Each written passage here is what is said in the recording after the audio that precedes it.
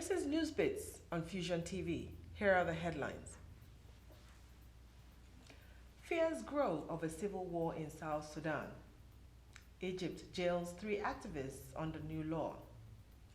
Mozambique plane wreck found in Namibia, foul play suggested.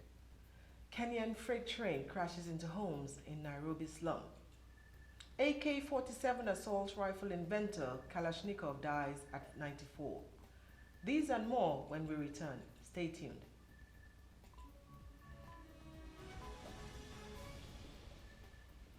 Hello and welcome to News Bits on Fuxion TV.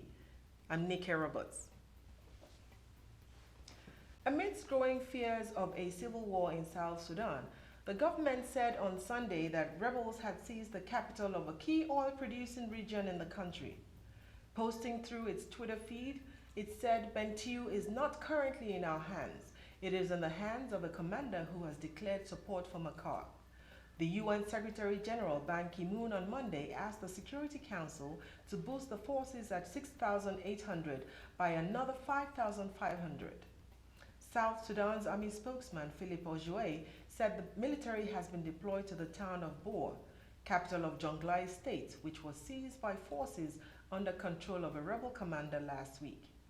U.S. military officials said Monday that about 50 U.S. Marines are set to enter the troubled 2-year-old nation to help evacuate Americans and provide security for the U.S. Embassy if ordered to do so.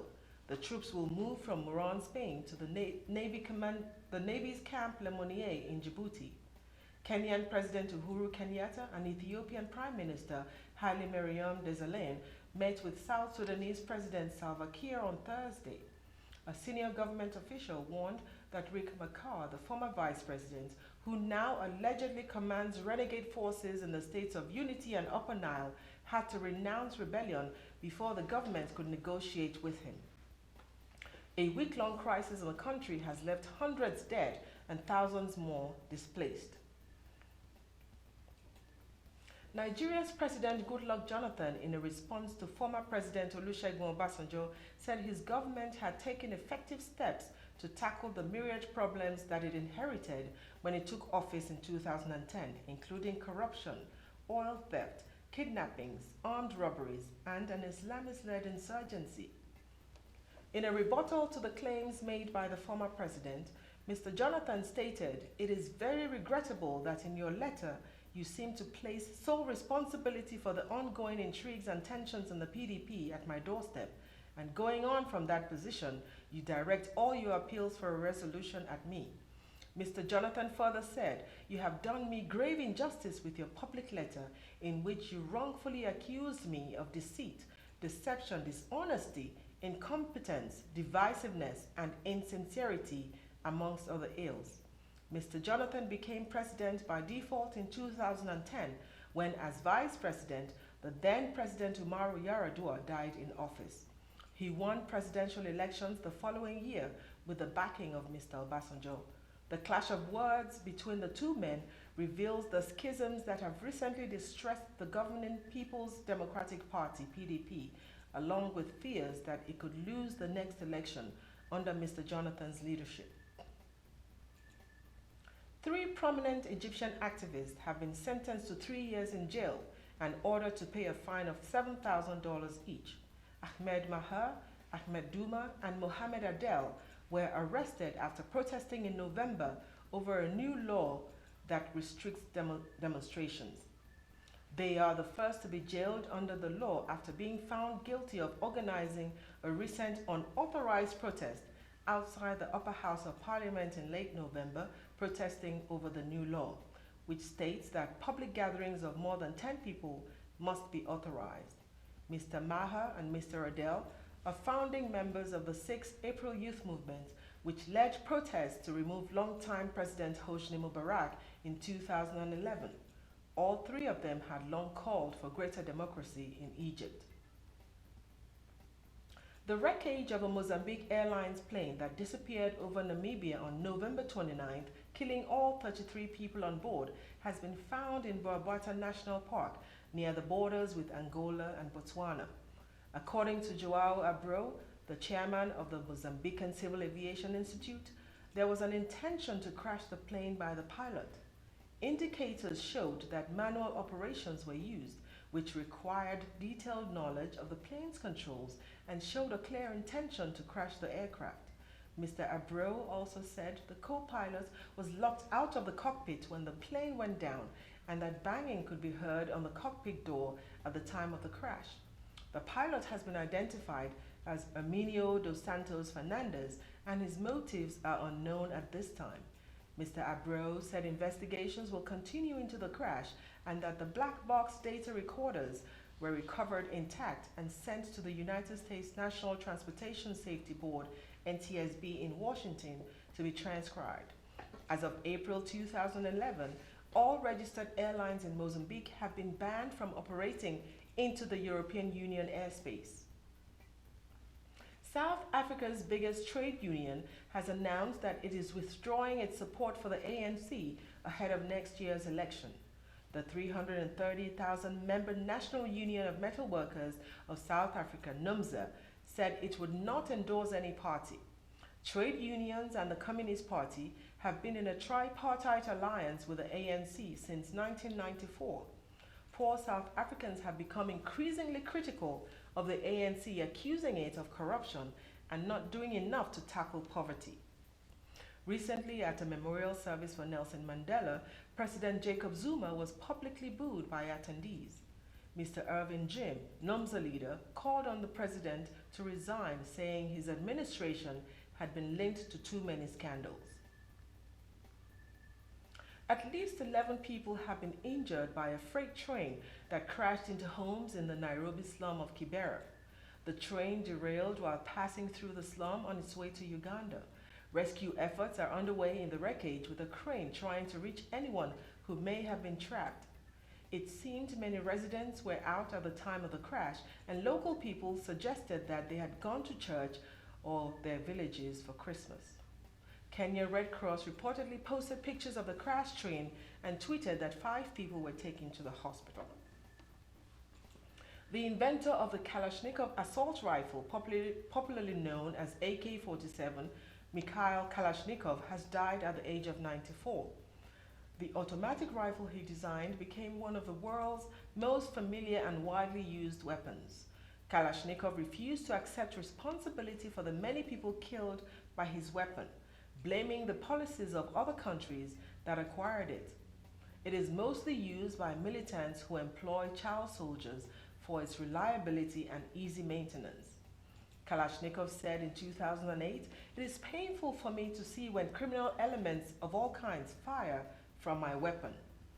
He received many state honors, including the Order of Lenin and the Hero of Socialist Labor. Kalashnikov made little money from his gun, and he once said he would have been better off designing a lawnmower. 3 class action lawsuits have been filed against U.S. retailer Target over a credit card security breach that saw details of more than 40 million cards compromised by hackers. The retailer says it has moved swiftly to address this issue so guests can shop with confidence. Also, that it has hired a third-party forensics firm to investigate. The hackers managed to grab key details for so many cards by getting malware onto the computer systems at the checkout desks in almost 1,800 Target stores in the US for about 3 weeks. It is still not clear how the hackers managed to get their malware onto the systems. US Senator Chuck Schumer has called for the Consumer Financial Protection Bureau to investigate the breach.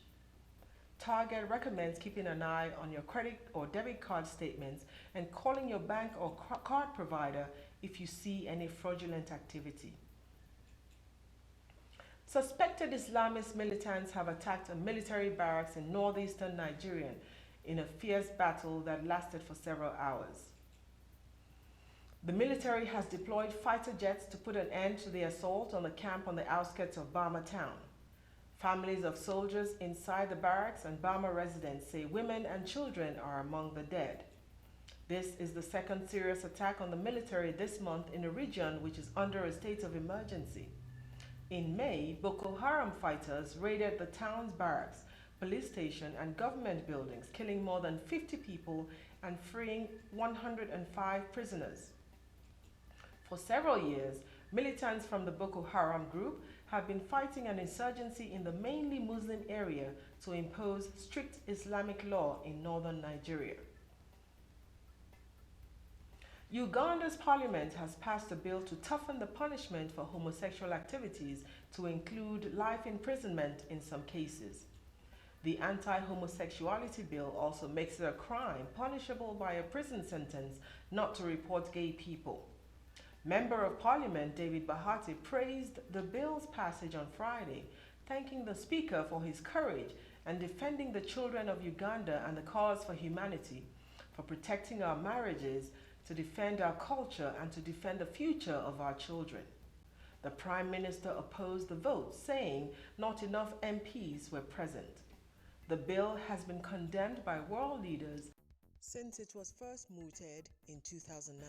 US President Barack Obama called it odious.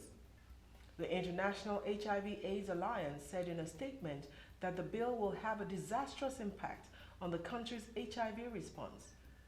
Uganda is one of only 2 countries in Africa with a rising AIDS rate. President Yoweri Museveni still has to assent to the bill and has 30 days within which to sign the bill into law. The Union of South American Nations, UNASUR, and Argentina have joined the Haitian government in funding the extension of a program that would assist vulnerable families produce their own food and fight hunger in poor communities in Haiti. The initial program, Pro Huerta, was initiated by the Argentine government and has so far targeted 37,000 poor families who were granted support to grow crops that helped them subsist. The extension to the program will assist 200,000 families. The ambassador of UNASUR to Haiti, Rodolfo Matarolo, said his organization was pleased to facilitate the funding, saying, "We are supporting this agricultural program to assist vulnerable families with $8 million, including $3 million provided by Argentina." Prime Minister Laurent Lamothe in the Haitian capital Port-au-Prince, where the agreement was signed last Thursday, said, "We thank our Latin American friends and Argentina for their solidarity with these vulnerable families." African Union troops have opened fire on protesters in the Central African Republic, CAR, killing 1 person. AU and French troops are battling to end Christian-Muslim conflict that has engulfed the country. Militias from the 2 groups have been involved in attacks and counterattacks since Michel Djotodia installed himself as the country's first Muslim ruler in March, ousting then-President Francois Bozize, who came from the majority Christian population. Many Christians accuse the Chadian government of being allied to the Seleka rebel group, which propelled Mr. Djotodia to power, while Muslims allege that French forces are siding with Christian militia groups known as Anti-Balaka. About 40 people were wounded, mostly in a stampede caused by the shooting near the airport in the capital, Bangui. And now let's talk sports. The countdown has begun for the 2014 Orange African Nations Championship, also known as the African Championship of Nations. The 3-week tournament that challenges national football teams from various African countries features local players only. The tournament, which kicks off January 11 and ends February 1st, 2014, was originally set to be hosted in Libya, but will be played in South Africa. The opening and closing ceremonies will take place at the Cape Town Stadium, and the city will also serve as the tournament headquarters. Chelsea and Nigeria midfielder John Obi Mikel has high hopes that his country will be inspired to do well at the World Cup in Brazil as Africa Cup of Nations champions. The Super Eagles won their 3rd African title in February and will go to Brazil 2014 as the first reigning African champion since 2002, when Cameroon held the title before heading to the tournament in Japan and South Korea. Nigeria are drawn in Group F alongside Argentina, Iran, and first-timers Bosnia-Herzegovina. Mikel is undaunted by the task at hand. And he told Goal.com while receiving the 2013 Goal Nigeria Player of the Year award, "I think being African champions has given us a huge lift. The mentality of the team has changed in the past couple of years, and we believe now that we can go into every game and win."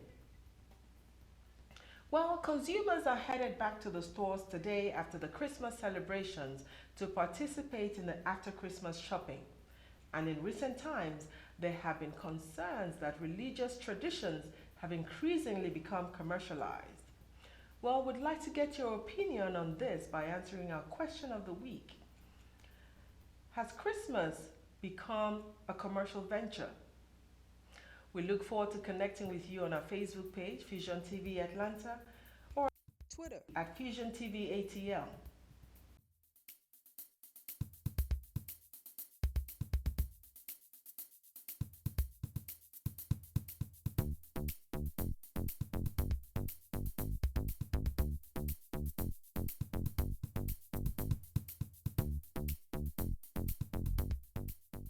We'd like to thank you for sticking with us this year on News Bits. We look forward to seeing you next year, 2014. Until then, have a safe and prosperous new year.